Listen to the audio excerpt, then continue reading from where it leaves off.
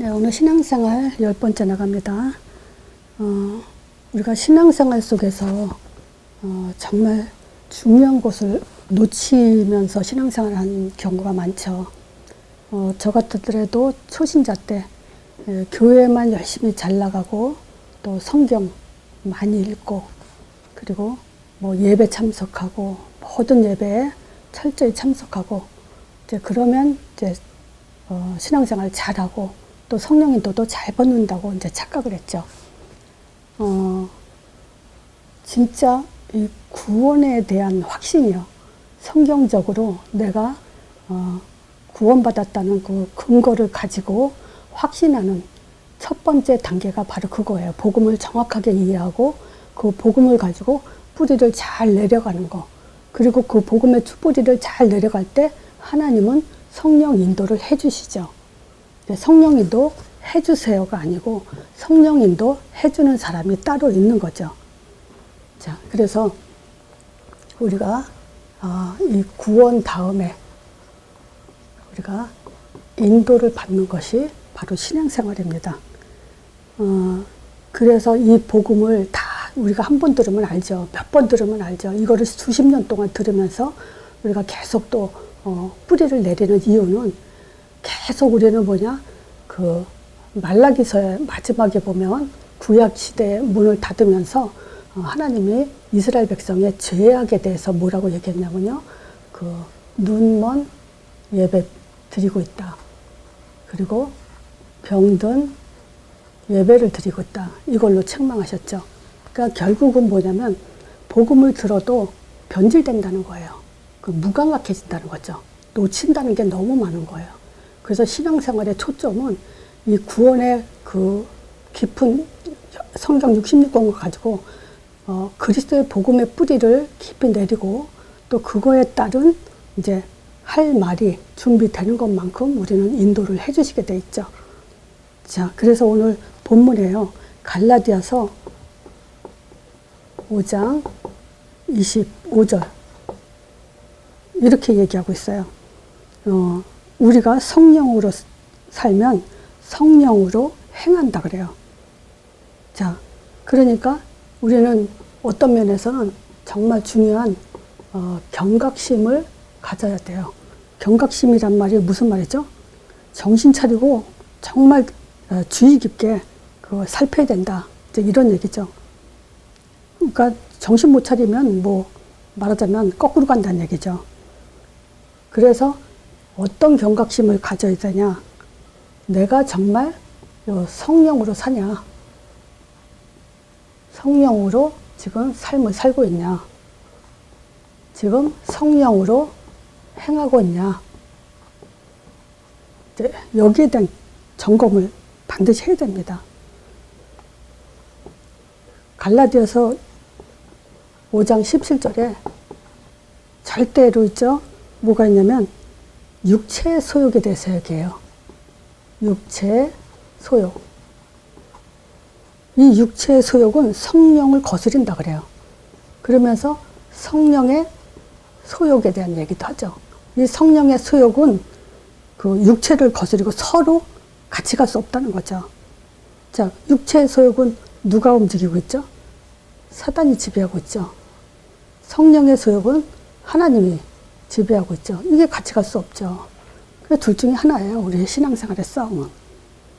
자, 그래서 갈라디아서는 성령으로 사는 자, 성령으로 행해야 된다. 우리 신앙생활은 뭡니까? 성령으로 살면서 성령으로 행하는 삶을 사는 것이 진정한 그 신앙생활이 되죠. 자, 그런데 오늘 제목이 어떻게 성령 인도를 받나요? 근데 사실 더 정확하게는 성령의 인도해주는 사람이 누구인가 이렇게 말하는 것이 더 성경적이고 사실은 더 정확한 거예요.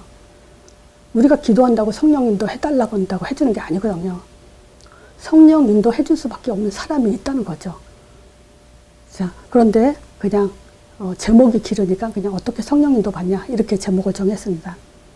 이 성령 인도 받는 데는 인도받는 데는 조건이 있어요. 이거는 수천 년 동안 이어지는 답이에요. 답은 똑같습니다. 처음에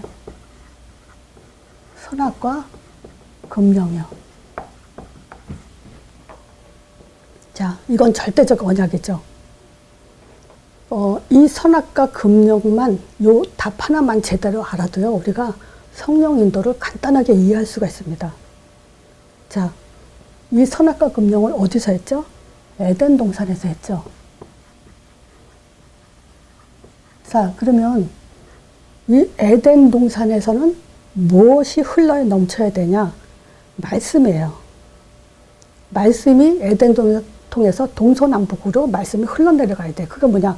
선악과 먹으면 안 된다라는 말씀이 온 세상에 흘러나도록 해야 되는 것이 바로 에덴 동산이에요. 그런 의미에서 교회라고도 할 수 있죠. 또 강단이라고도 할 수 있죠. 그럼 설교는 뭐냐? 선악과 먹지 마라. 이게 말씀의 키예요. 그리고 아담은 최초의 목회자라고 할 수 있죠.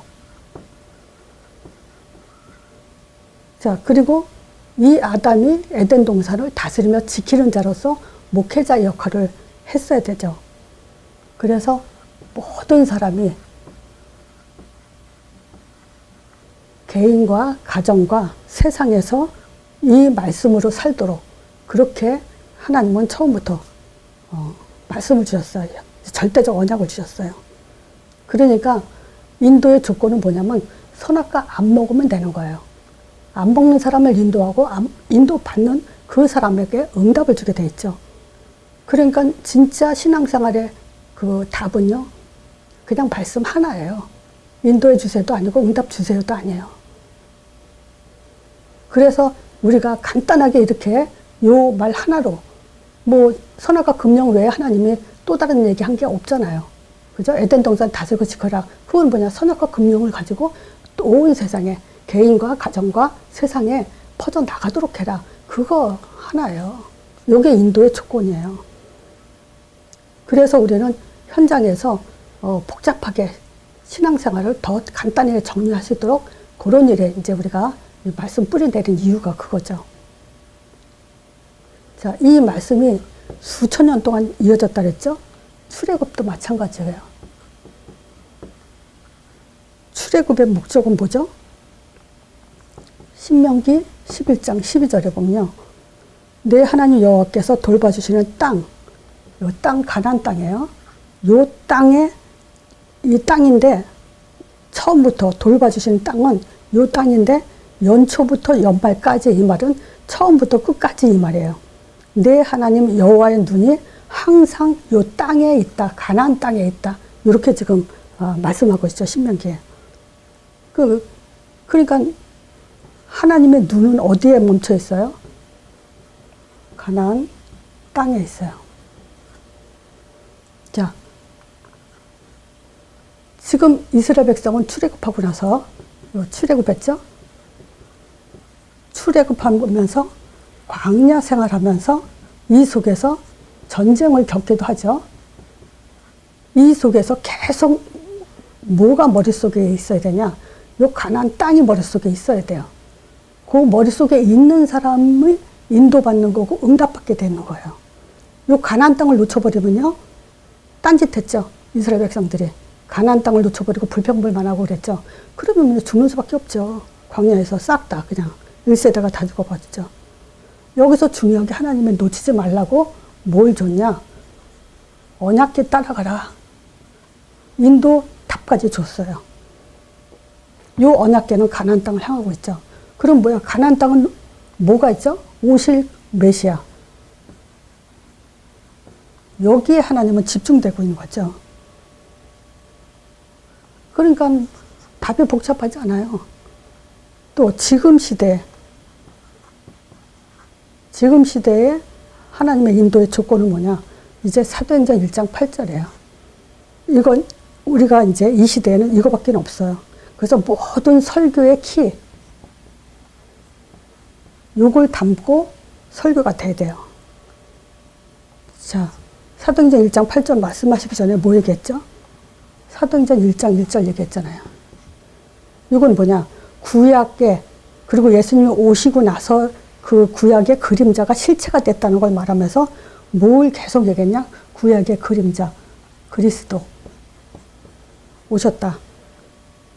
그래서 사도행전 1장 8절로 가기 위한 개인화가 돼야 돼요. 모든 설교가, 다시 말씀드리면 사도행전 1장 8절 성취를 위한 말씀, 그리스도, 요것이 개인화가 돼야 돼요. 그리고 또 말씀하셨죠? 사도행전 1장 3절에 40일 동안 성령에 대해서, 하나님 나라에 대해서 집중 설교했죠. 그러니까 이 성령도 사도행전 1장 8절 초점으로 성령에 대한 얘기를 해야 돼요. 성령 체험, 치유, 무슨 경험 그거 뭐랄까 체험 이거 가지고 성령 얘기하면 안 되죠. 성령 너에게 임하면 권능받고 땅까지 내 증인된다 그랬잖아요. 그러니까 성령이 역사인지 아닌지, 성령의 인도인지 아닌지 뭘 근거로 볼 수 있냐? 사도행전 1장 8절로.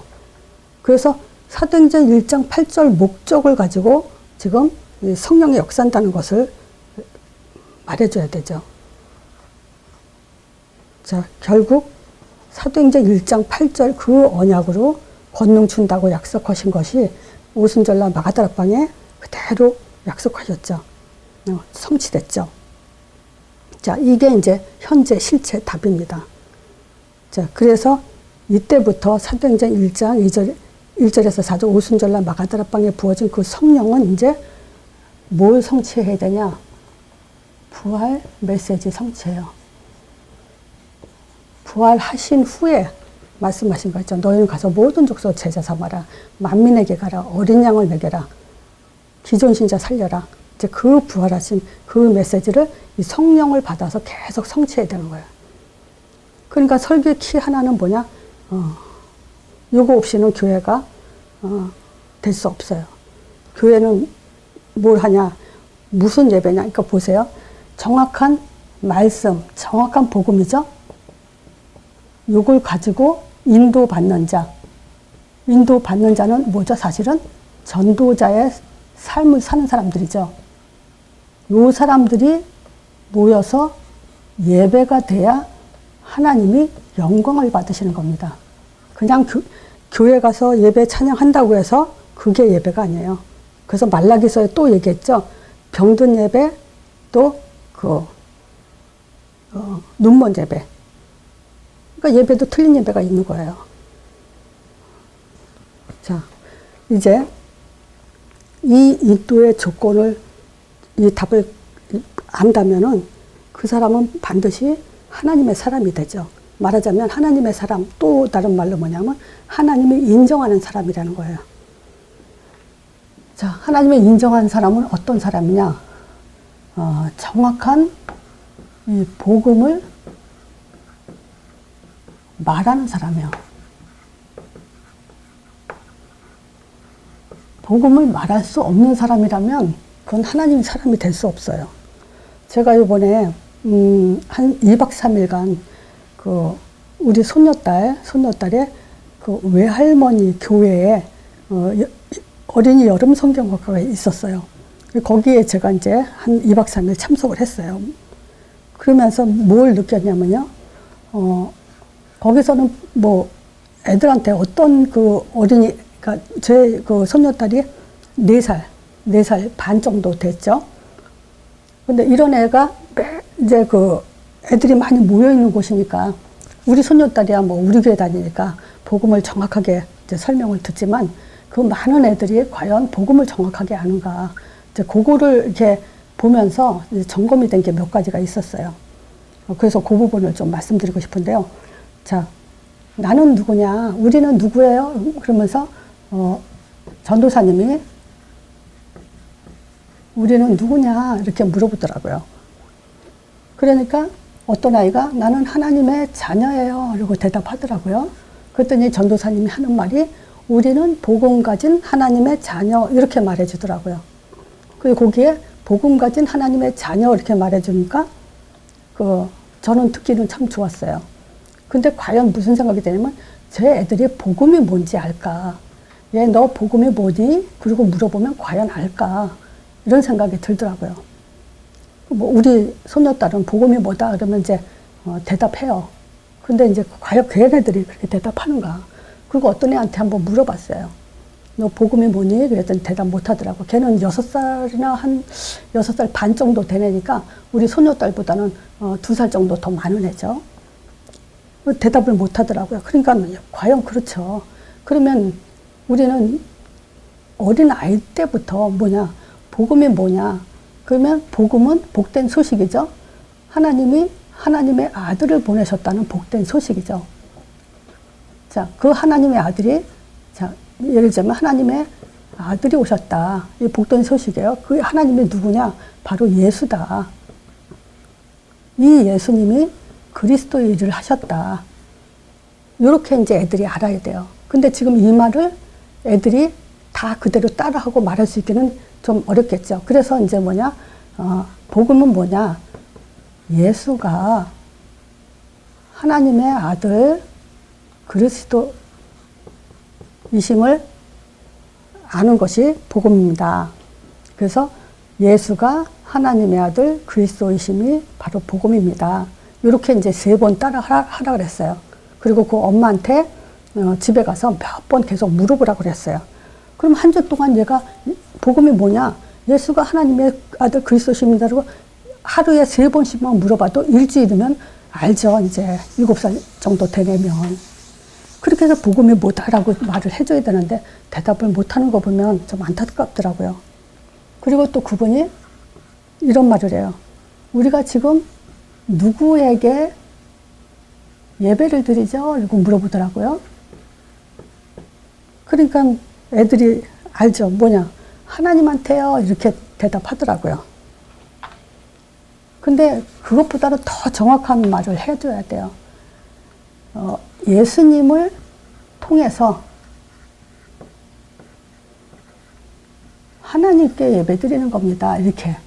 그래야 이제 이 복음이 어느 때는 하나님 얘기하고 어느 때는 예수님 얘기하고 근데 애들이 참 헷갈려요. 그러니까 예수님 통해서 하나님께 기도해야 됩니다. 아니, 하나님께 예배드립니다. 이렇게 대답이 나오게 해줘야 돼요. 그리고 3번째요. 자, 하나님이 어디 계시냐? 요거 이제 뭐 말 못하는 애들은 어떻게 대답하죠? 자기 가슴을 치죠. 엄마들이 그렇게 가르쳐 줬으니까. 이제 하나님이 어디 있어? 여기 마음에. 그리고 이제 마음을 이렇게 손으로 잡고 해주면 애들은 금방 이제 그렇게 따라하죠. 근데 그거는 이제 말 못하는 애들이고, 이제 조금 말을 잘하는 애들, 지금 뭐 3살만 돼도 말 엄청 잘하는 애들 많죠. 그럼 그런 애들한테는 뭐냐면, 하나님이 어디 계시냐? 그러면, 우리와, 어디 계시냐가 아니고, 그런 애들한테는 이제 뭐냐면, 하나님이 어떻게 우리와 함께 계시냐? 이렇게 이제 물어봐야 돼요. 6살, 7살, 제가 보기엔 5살부터는 요거 말해주면 금방 대답할 수 있어요. 하나님이 어떻게 우리와 함께 계시냐? 그럼 뭐냐? 이렇게 얘기해도 돼요. 예수님을 영접해서 하나님이 우리와 함께 해요. 또는 예수 이름으로 우리와 함께 해요. 이렇게 말하도록 가르쳐줘야 돼요. 뭐 이런 것도 하는데 내가 볼 때는 뭐 1년 아니면 애들 복음 다 이렇게 말할 수 있도록 준비가 되죠. 자, 그리고 이거죠. 구원의 확신. 요게 제가 제자훈련 1단계, 2강에 아니면 어디에 했는가,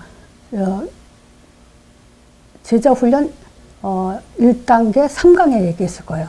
하나님 개념 얘기하면서. 구원의 확신. 또 임마누엘의 확신.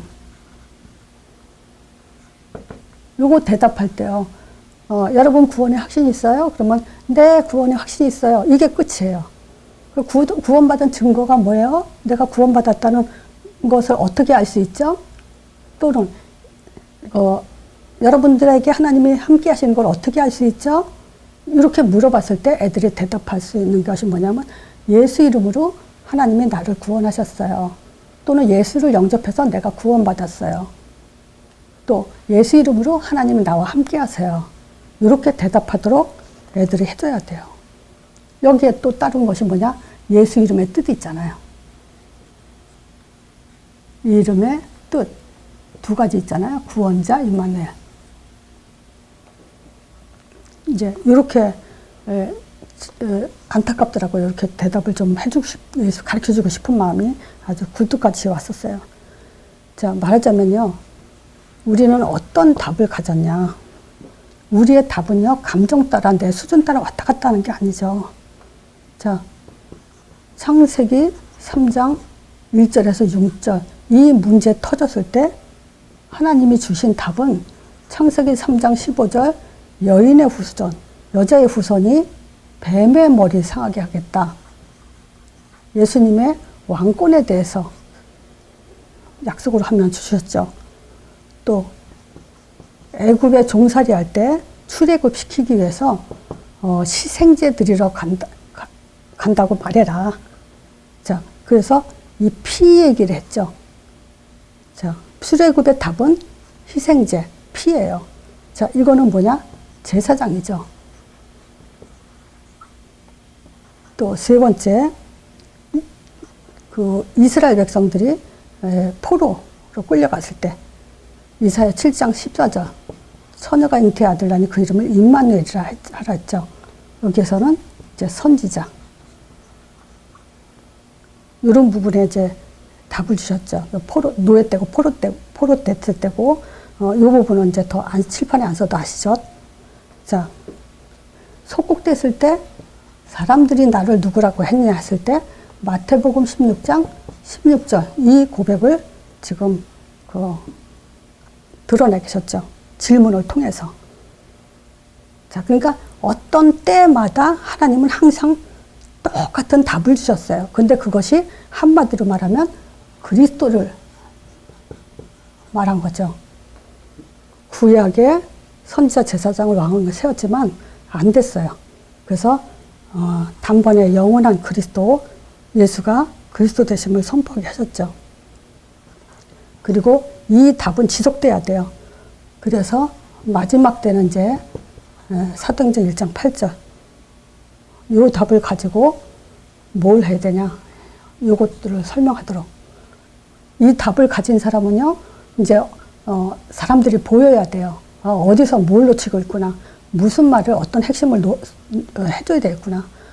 그래서 저는 이제 그 사역하면서 로마서 8장 2절을 읽어보라 그래요. 그리고 거기에 마음에 와 닿는 단어에 이렇게 표시를 해라. 이제 그런 거를 성경 구절 몇 개 가지고 그런 테스트를 좀 종종 했어요. 그럼 대부분의 사람들이 이는 그리스도 예수 안에 있는 생명의 성령의 법이 죄와 사망의 법에서 이를 해방했다는 해방의 동그라미를 쳐요. 거의 90% 이상은 동그라미가 해방에 쳐요. 근데 나하고 말씀 공부 조금 했다 싶은 사람은 생명의 성령의 법에다 동그라미를 쳐요. 그건 아직도 덜 됐다는 거죠.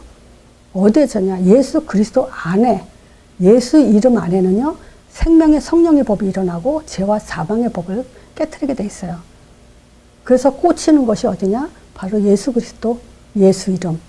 여기에 꽂혀야 된다는 거. 이런 것들을 점검해주고 계속 반복해서 그것이 뿌리내도록 어떤 눈으로 어떤 문제를 보더라도 그것이 인생의 답이 되도록 해야 돼요. 자, 그래서 하나님이 성령인도 왜 받게 하시냐, 성령인도 왜 하시나, 결국 이제 응답을 주시기 위한 거죠. 그래서 응답도 사실은 응답 받아서 우리가 행복하고 만족하고 감사하고, 응답도 사실은 육신적으로 생각하면 안 되기 때문에 진짜 응답은 사실은 말씀이에요. 성령으로 사는 삶. 지금 본문에 성령으로 살면 성령으로 행한다 그랬잖아요. 이게 응답 중에 응답이에요. 오죽하면 이 성령에 대해서 사도행전 1장 3절에 40일 동안 집중하셨겠어요. 자, 그래서 우리는 성령으로 산다는 것은 뭐냐면요, 이제 그 이유를 분명히 아는 거예요. 왜 그리스도 하나? 말하자면요, 왜 하나님이 아들을 보내셨냐? 왜 보냈어요? 하나님의 목적은 딱 하나, 자기를 드러내시려고, 자기를 알려고. 하나님은 보이지 않잖아요. 그래서 아들을 보내셔서 자기가 존재한다는 것을 밝히는 방법이 바로, 드러내시는 방법이 바로 계시라 그러죠. 그게 바로 하나님의 아들 예수예요. 그리고 왜 반드시 죽으셔야 되나? 막힌 땀을 허셔야 돼요. 그리고 반드시 부활하셔야 돼요. 우리 머릿속에 또 가슴속에 발 속에 오직 한 가지 답으로 올인해야 될 것은 바로 예수가 그리스도란 사실이에요. 그리고 사도행전 1장 3절이요. 이거는 뭐냐? 예수 이름을 강조했어요. 왜? 이 성령에 대해서 잘못 해석하고 잘못 이해할까봐.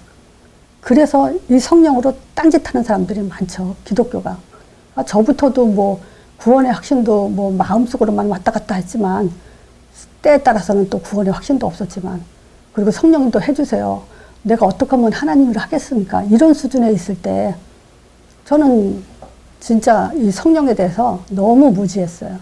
그냥 기도해서 어떤 역사가 일어나는 거로만, 아플 때 기도하면 안 아파지고, 또 무슨 때가 되면 뭐 내가 원하는 응답이 오고, 이런 것들이 지금 성령의 역사로 지금 딴짓하고 살았죠. 자, 우리가 정말 정확하게 배워야 될 것이 바로 이 세 가지예요. 자, 이건 뭐냐? 땅 끝까지 우리는 가야 됩니다. 가다 말고도 안 돼요. 가다 마는 건 뭐 처음부터 안 간 거죠, 사실은. 자, 왜 땅 끝까지 가라 그러냐? 하나님의 것을 다 주시려고요. 보좌의 축복을 다 주는 방법은 사도행전 1장 8절이에요. 그러면 우리는 이 성령으로 행하는 그런 사람이 되죠. 그럼 보세요. 성령으로 내가 지금 행하고 있는지 아닌지 무엇을 근거로 내가 그것을 알 수 있겠습니까? 성령으로 행하는 사람 자체가 뭐냐면 성령 충만한 사람이죠. 그러면 내가 성령 충만한지 아닌지 어떻게 해요? 어떻게 합니까? 성령 충만한 사람은요, 다 양보해요. 또 여유가 있고요. 힘이 있어요. 달라요. 자, 근데 다 불신자들도 다 양보할 수 있어요. 여유 가질 수도 있고요. 뭔가 힘이 있는 사람도 있어요. 근데 뭐까지 같이 가져야 되냐? 전도의 답 가진 사람이요. 그래서 진짜 성령 충만하면 일단은 전도에 답 났냐 안 났냐, 인생 방향이 이렇게 바뀌었냐 안 바뀌었냐, 이걸 봐야 이 사람은 성령 충만한 사람이구나 라고 확인할 수는 있어요. 자, 그러면서 진짜 우리가 전도에 답 나고 성령 충만하다, 요게 되죠. 다 양보할 수 있고요. 여유와 힘을 가질 수 있죠. 자, 이 전도의 답은 또 답난 사람은 뭐냐? 중요한 것. 우리가 신앙생활 하면서도요, 또 세상 살면서도 정말 중요한 것을 중요하게 하는 거죠. 그러니까 많은 일을 하는 게 아니고 중요한 것을 하는 게 진짜 전도에 답난 사람의 뭐랄까, 센스랄까, 뭐랄까, 하여튼 전도에 답난 사람은 중요한 게 뭔지 안다 이거예요. 그리고 정말 중요한 것을 하는 거예요. 그리고 할 일과 안 해도 될 일, 이런 것들을 구분해요. 할 말과 안 해도 될 말, 쓸데없는 말, 이런 거 구분을 해야 돼요. 그리고 우리 자녀에게도요, 진짜 가르쳐야 할 거, 이런 것들이 구분이 되죠. 자, 성령으로 행한다는 건 뭐냐면요, 진짜 말씀 성취 속에 살아야 되는데요. 제가 요즘 말씀 성취를 뭘 강조하냐면 개인화예요. 말씀을 가지고 성취시킨다. 이 말은 내 말씀이 내 것이 된다는 거죠. 이 개인화가 결국은 전도자의 삶을 살게 하는 거니까요. 그래서 정말 이 세 개가 됐냐 안 됐냐, 성령 충만하냐, 전도에 탐났냐, 말씀 성취로냐, 그게 이제 제자냐 아니냐로 결정짓게 되죠. 이 제자는 특징은 있어요. 절대 시험 들지 않아요. 그릇이 달라요. 자, 옳고 그르고, 맞니 틀렸니, 내 말이 맞니 어쩌니, 이게 중요하지 않아요. 그걸 알아요. 우리는요, 진짜 인생에서 누가 좋은 글을 올리잖아요. 그리고 그런 내용 중에 뭐가 있냐면요. 성공하고 무엇을 다 이루고 성취했어도요, 사람을 잃어버리면 다 잃어버렸다 그래요. 특히 저는 그래요. 이 복음 안에서요, 또 이 복음 안에서 사도행전 1장 8절을 성취해야 되잖아요.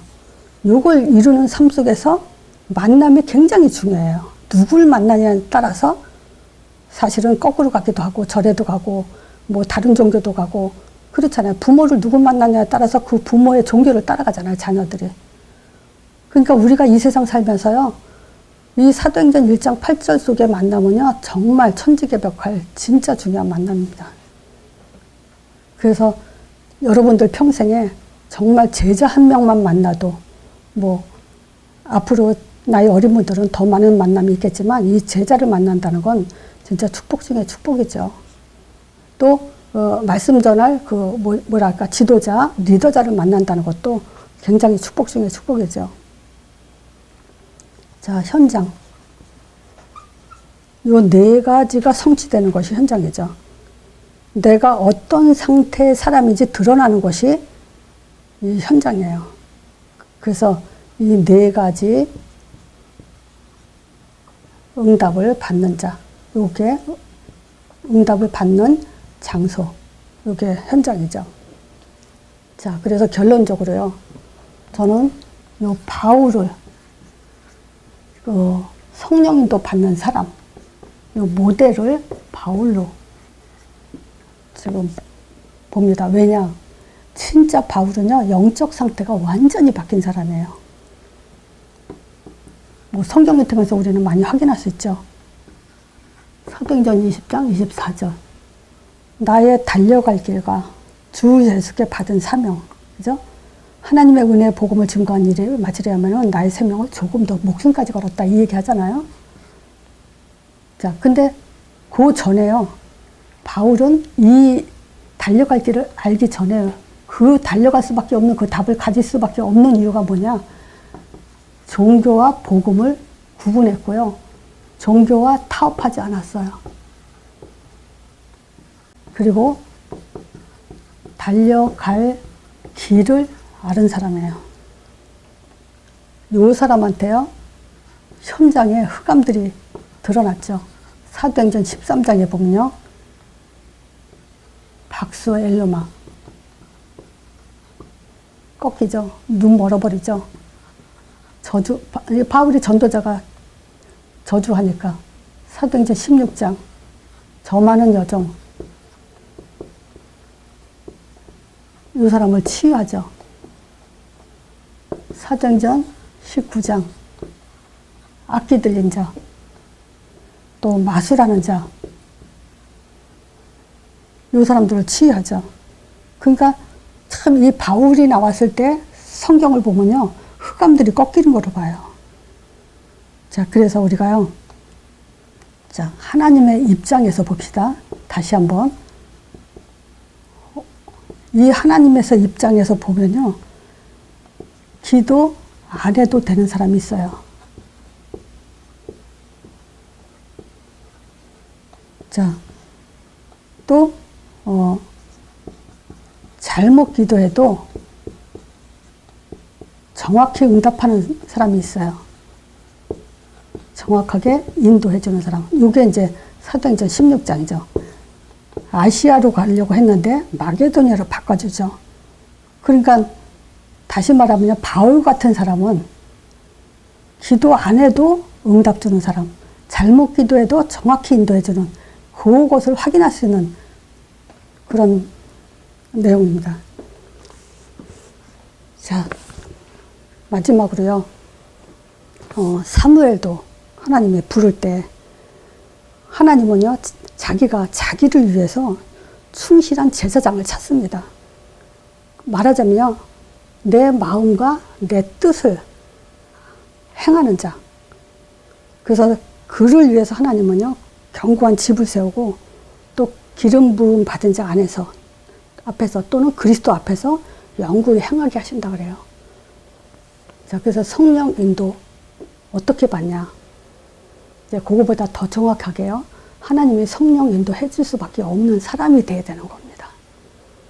자, 한 주간 또 우리가 정말 갈라디아서 5장 25절 경각심을 갖고 내가 정말 성령으로 살고 있냐, 또 성령으로 행하고 있냐 한번 점검해 보시는 시간이 되기 바랍니다.